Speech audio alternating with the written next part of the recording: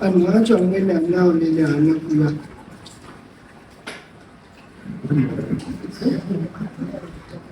lapho tsakai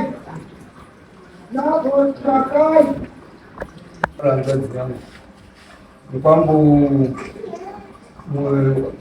akatora nganzi yangu vatavanhu zvakanaka tifambe chingwa chipedza kaita ngorwara ndarwara pakaita lekitesekumunga ukasomubatsira ndikanomukarira zviro zvakationa rumba kwangu ndondau semudzifidenda zvao ndimomurapisa pesa denda racho mungamubvumurira munganotendei ndingonaya zvinhu wakatora zvakanaka wakaroora vakatiya kuti kamuziva ndiwo nemwana wedu wakaroora wakanokusawo chipedu wakaroora tondoti tizive kuti mukwasha wedu chaiye mukwasha tizvinondaunoti mukwasha chaiye mutemo unozokwanisa chidoko mukwasha ai saka ndati wakaroora wakanaka taura ine saka ndakaro zvaizvi mukunda wakatanga kusunga kunedenda futi ndinayarumba kwangu mukunda wangu asvike pakuzoti ubva azoshaika ndimwe mwana wamukoma kuti ndautoti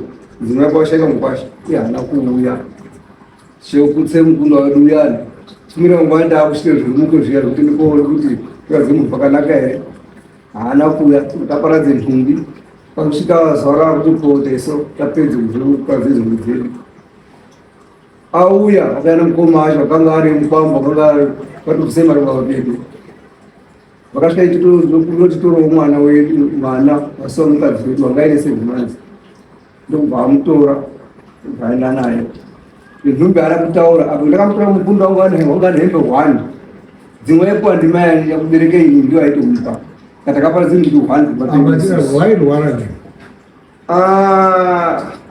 denda chaitosozokuserwa kwalatiza vaingoti maunenchipa ungazvitakura andakatanga kurwara ari kumurume wake igore reberi 2002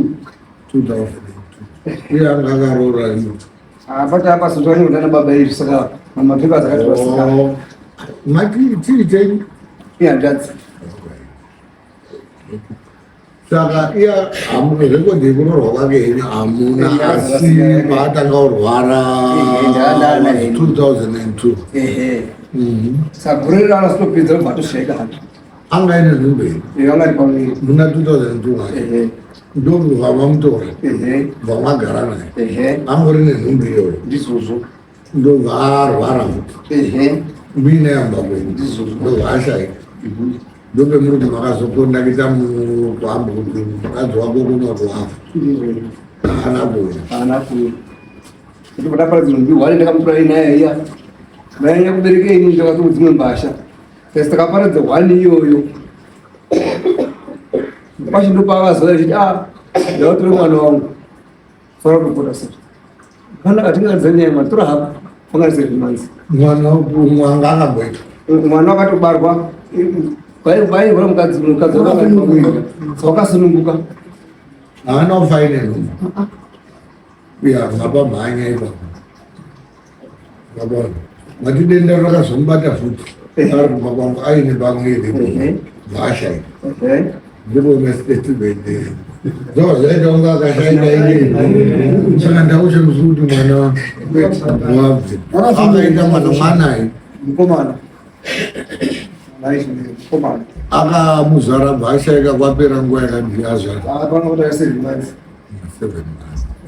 alright saka ndarawo zvaizvi takabva tagara for 6 years ndobva azondimangara kudaro masabhu ndetsundwa vatenga ndivanga vachiripapo ndobva atanazverakakakupadze nukudzi mwana wavo kuti mukwasha wapayapaya wakandiita mumhatso mukwangu iyo kune mbasha dzemwana wedu andozodore mwana wangu chete ngakupa ndaizofembera here inini ndasiri hama ndotsvake mbasha kumhatso kwakoyo akati wakabosheka ngati mukwasha ndikadowaishaishiya ukadaro kutavakati aishimidza kuti nandawanisa chobva abvise mari yake 150 chobva aibvisa ngarai zvakanaka mukwasha waita zvakanaka zvataura chitauro nyaya yotukire mbasha dzemwana wangu for 6 years.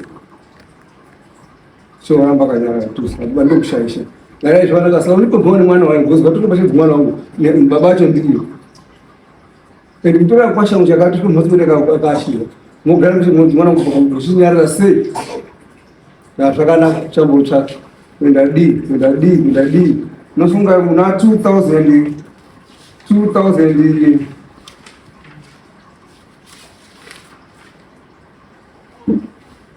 na 2002 imomo futhi na 2002 imomo ndipo paakatanga kusisa kuti zokusinzana henena topera mshamwari wazodini chirumbo chake wabvaga nebvanyara 2003 futhi toda musimudza futhi kuti udaro 2002 after 6 years na 2002 over after 6 years na 2002 Two ndipo pakafa. After 6 years na 2002 foot by zoga foot. 2002 Pane mistake mukuita pamakore 2002 na 2002 asi 2006 here apende pane pamaka achiita munhu 2008 pa 6 years ya murutaura pa 6 years 2022 ndo pakazotanga kutengeswa nyaya kwete 2022 yes sure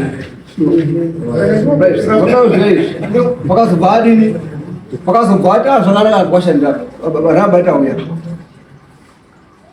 saka kwasha chiripe mhuri mwangu ndakataura katanhu vane mhoko taurai zvakanaka ubvandi zvakanaka kwasha chindikombe mbasha dzemwana wangu mbasha dzemwana wangu dzakatosakatike baba katanova zvinandangu kwasha iwe chiite kuti udini utsvaga mare tomusa mukadzi wako ndoti zvika mari yachirungu ngomusa mukadzi wako tizwa kuti mbasha dzake tichiita sei ndidzo topagumisidzana nanhasi saka watodaidza futi haasi kuuya simapulani zvakaita nhasi futi Right, fine. Saka inini dambudziko renyu muri kuti matitonini muda kubatsirwa sei? taitobatsirwa kuti isusu atiratidze paakaise mbasha dzemwana wenyu zvakaisa baba semupambo ende mwana uri paakaenda Inini pakafa mwana wenyu makakowa hembe dzaangainadzo. one chete ndabva naye ndakatomubereka ndini nditatomubereka Bva mamuwidha bva makowa hembe kurufu kwacho akaramba kuya. haasi touya Hembe makamubvunza hatina kubvunza ngokuti mwaida kuti tisvike petazosvika. kwete takasemupambo wakarorwa vaifa kujekesa vaifana kujekesa kuti ana vapa mhatso pamwe kuti pakabva maperisu Saka iye afa mwana wenyu akazouya vakazoya zara kugona nemukoma wacho vakauya takaparadze nhumbi ufana kuya wakauya the following day yacho tabva kuri mungokuya kunzi muruya tatoparadze nhumbi ndo pakazoya zarodai ende yakutori mwana Right. tiri kuti muridzi wenhamo wayamupasha wenyu ndiye muridzi werufu but iye haazi kuite semuridzi werufu wakatore rufu dingerufu chaimo choite programu yacho iye asipo ochozouya kundobatawo mavo ubate imwimwi kwete kuita sekuti ndiye une nhamo ndiyo zviri kutaura ndakwazi kuti waine mwana checha waine mwana because ndowasvikonotaurira Fine. Ipapo wakauya nyaya iri apa ndiri kuzwa mubvunzo wendambobvunza wendati wairwara nei wambonzwa mubvunzo iwoyo mubvunzo ndauzwa but hasi munhu unga anosvita kurawo zvokuti akunapa kunaaindoendesisasozikuti haitiri akaita mubambo inyaya yekuti haapo ba azvazune vhesheni yake inogona kutozoenzana nenyu besides kuti yakanenge ine mhosva pakuti chii mukwambo but ndinoona kuti dambudziko riri pamwana hanga dzenyu ranga makambofamba here naye sisi wenyu tete patsika yedu yechivanhu munhu wakatakura uri urwara mwamupuwa ndakatongofamba hautori munhu kubva kumurumira mirai munozi taurai tinomuti taurai sibvunza tikataura tese katopedzisira tisikachatozozwana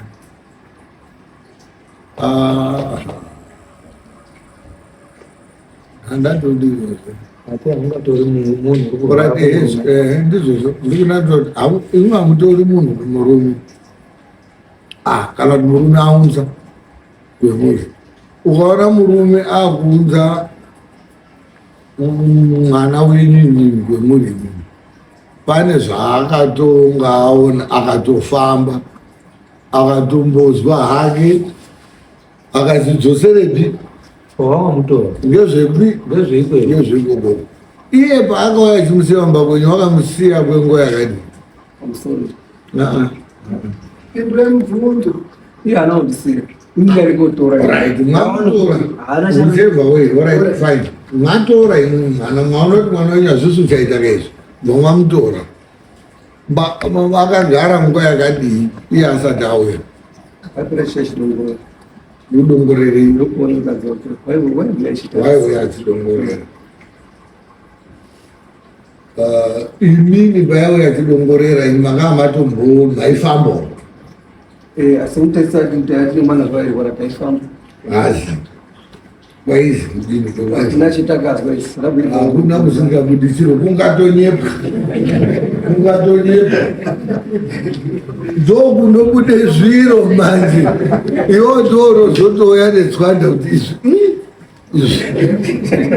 zvaurai zvaibudeikwe zvacho zvekunyepa zvacho izvi zvekunyepa handina chandakazwa chaiitira kuti munhu ngaite mubvadza chete saka ndo zvinenge ataura saka iye mbva asiya zvakadaro imubva matogara hakuna chakabuda kuhospital kwaizi chii hospital waindoenda kwaizi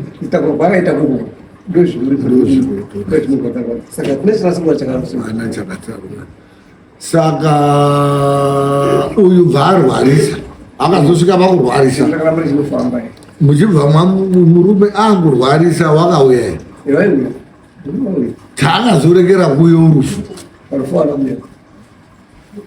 ndobva akazoshaya time but apa pekuye koona munhu achiri kurwara waiuya hani achitobatsirwa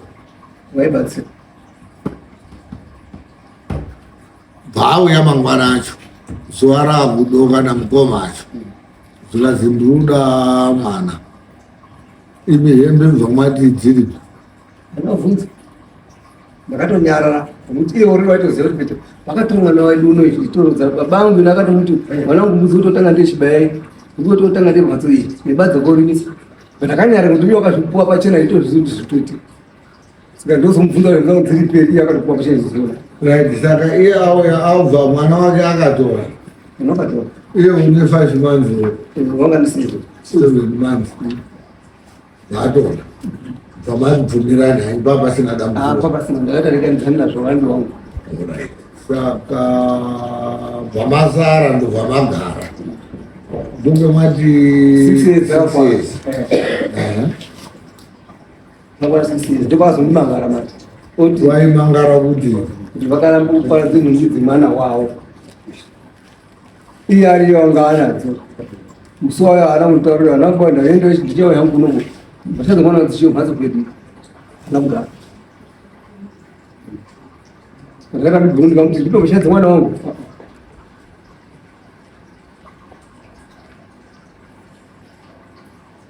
bvamazoita sei tatipedzi kupaza kugatogara nanyarara kuye ozomangara payani tobvatagachisa netsungu ondibvunza paya tikati sabhuku ndatoya zvekuti pakashaka mukadzokera akatome munhu ana kuya wozodifolo ndetorobva kumakuwa kwacho atoparadza kuti ndaro wedotore mwana akampa mwana wake paiwa kwamba kanotero nenhumbu matso kwako wedzi mwana wangu handisi baba sori right sabhuku ati sematana ndaa tobvasandikifita right umwe wakuvarada chireira tizo ndikati ndikabaidza mwana wangu for 6 years Kuzo bacho ndiriyo. Nipe mbona mwana wayo. Sababu utaona chambo chake. Ndozo baza apaya ndipo azonze budget. Ngere zvana kumbota zvakanaka. Chindi kumemba kushadza mwana wangu. Dzakatsakati. Munhu zvakanaka zvinoshata. Yotsvaga mare. Tichomusa mukadzi wako uwowo. Tizoti tichita sei ngembasha dzakatsakati musha mwako. Ndikutasidzana. Inovapazi yakabva kwasabhuwa. Ndozvakutotaura. Makapanana ma-dates pamakasidzana. Atorimo. Pane mazuva mamakapanana. Mazuva anga watokuka naOctober here. naOctober. October wagore ripi? Kubva ipapo pamakapedzisira kuonana kusvika October wakatadza kuya kusvika zvapesana mamboonana futi. Nondoonana but haana basa nazvo. Amene zvinoita kuti ndambokupe kunenge zvetsamba ine kuti ndingakupe.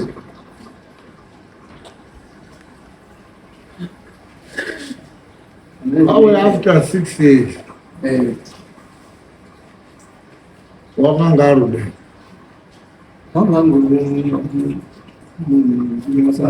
wakauya ubva kwedu kare. Changamiko. Ndaenda pakati. Iye ndiye wakamangara aya. Zuka haana kuzomboya. Mbona ana kumbouya apa? Wakatumira wakamangara kwaSABHU. Imi ubva mwaenda kwaSABHU. Makabhadharisana zvema150 makabhadharisana. Asa bhiko kudzacho Yanga iri. yanga matenda ndakazifundisa kutengana ndisaiti matenda. Ndobva zvisiwo matenda iwawa. Matenda nda. Ake nda shuwa chokwadi kuti vachanazi. Ndonga takapana baba. kwaSABHU makaendera nyaya yekuzi makaramba kuparadza nhumbi. Chizonzi Vamazotaurira SABHU kuti ndiye anadzo nhumbi dzacho. Ndobva akape mwakazobhadharisa 150 yekuti wanga wekonyepa kuti ndimusina kuparadza iye anga ainadzo nhumbi dzacho. Muri paSABHU ipapo dzakabuda here?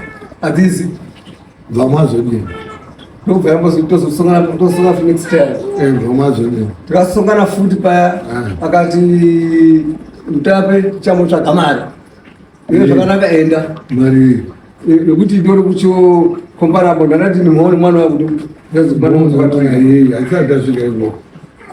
Imimi mati imimi nhumbi musohanga muri paSABHU makambhadharisa 150. Matenda chi ndaake kunyenga kwangaita. Asi hembe hadzina kudini? Bva dzazodini hembe? Hadzina tinawo hadzina. Saka muone mwana ngeri. Muone mwana wangu kuti shuwa zvemene mbezvedzi mwana wangu ndakadini. Tikati kumhatso panga. Vamakaja muone mwana. Muripo wekuti chindirimbira kuti wakatsakatise hembe dzimwana wangu. Ndobva abvise mhoko. Zvakanaka chindikombombodzi mwana wangu dziri papi? Dzakadzipangidzira hembe dzacho. Zvapasina. Zvakanaka titsvage mari mupamba. Uchiomisa mukadzi wako tizwe kuti uchati kudini kupedza kasika kumusha mwako. Sandamuona. Mhoni mwana yanga iri yei. Muripo wekuparadza kugara paakaita nenhumbi dzemwana waAwa achiziva Saka toti nhumbi wakatenga. Asi izvi mhoni mwana ngei atenga nhumbi imwimwe chamaanguda kuti muchizwa kuti mwana iyeyo akafa wacho ari kuti kudini hembe dzake. Handizvo. Saka mhoni mwana ngei. ngemuripo Turike mbasha dzemwana wangu. akaita Alright,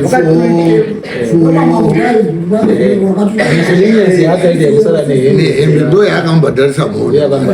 Kubva achiti chindibuditsira hembe dzacho ndobva atadza kudii futi. Ndope makati toda kuti tichimutsa uyu musikana achitaura kuti uri kudei maererano nehembe dzake ndope muripa ndopamunza mwana. Saka parudo kuti padaidzwe mugwasha. Mukwasha adaidzwa pobva paitwa chimusoro. Iye ndio titsvaga mari dzekutsvaga chimusoro wako. Kudini pashe dzimwana wangu. Whichever way. Because even besides kuti iye uruda uzwa muruda uzwa. Munoda kuti mwana wenyu agara asina kupfeka. Unoda kupfekedzwa zvokukwasha utine hembe zvo.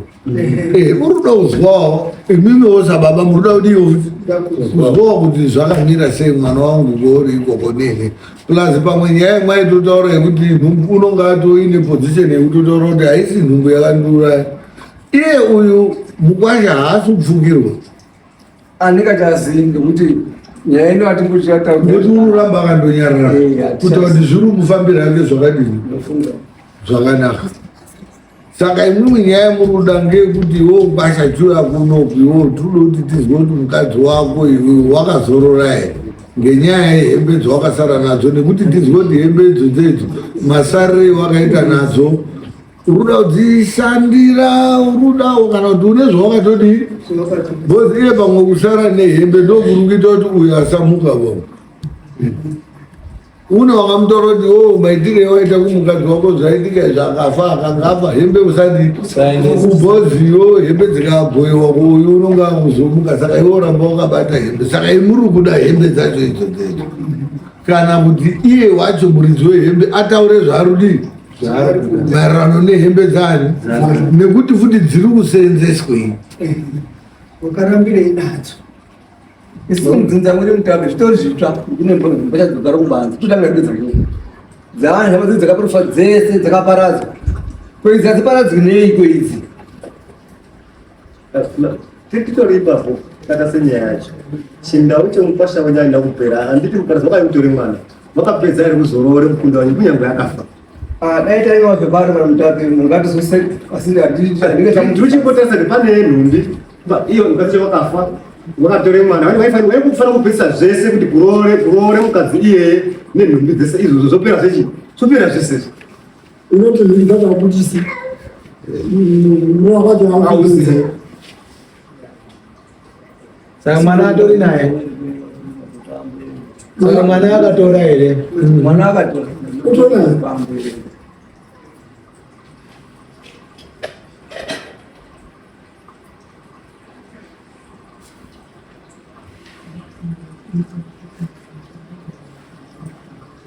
asi sabhuku azoti kuti naye azoti machadzakadzakati sabhuku kokutanga wakanga ari bhuku azotoshaika wechipiri uramba kanzvenga ndii asari kuita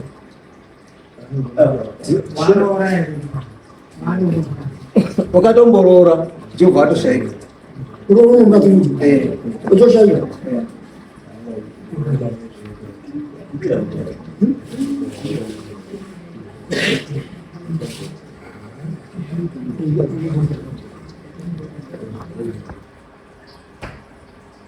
iye makambodiscasa here naye ishu yacho kuti wotiudiswe kuti kadzi wako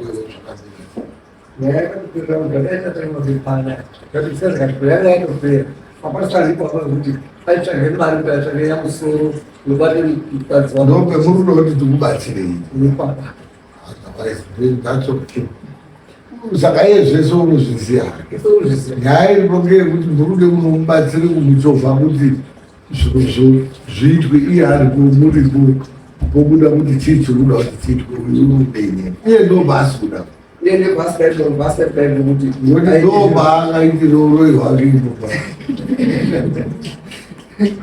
uruvoro kuti ndabatwa bana no imwe mwaita zvakanaka maona kuno tinomubatsira tinozvironga makakasi munhu arudiwo dare kusuwa bedzi wati zvitoita ndichaonesana ndiona mukomamaiya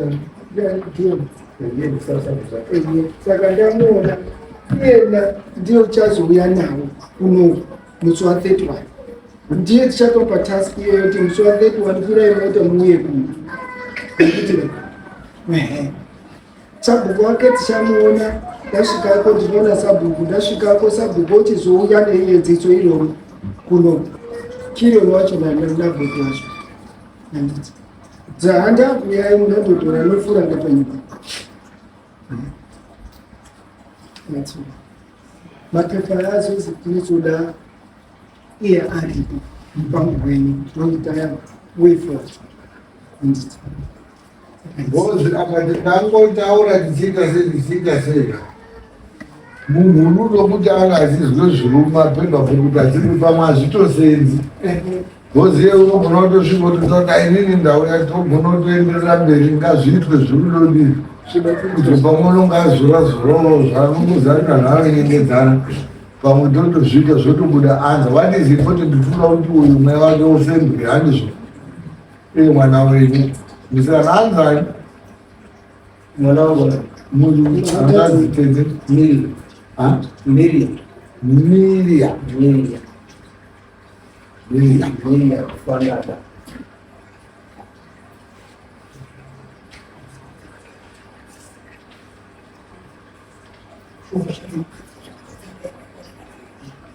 Miriam Fandada.